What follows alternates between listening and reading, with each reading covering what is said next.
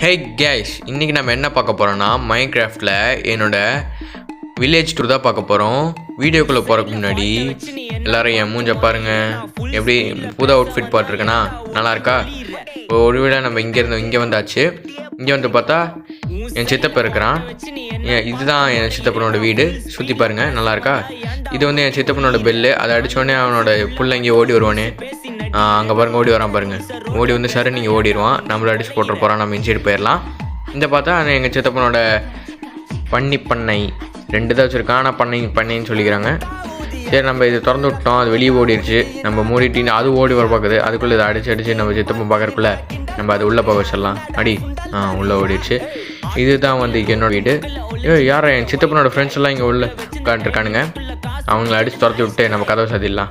இப்போ வந்து நம்ம வீட்டை சுற்றி பாருங்கள். அவ்வளோதான். டாட்டா, பாய் பாய்.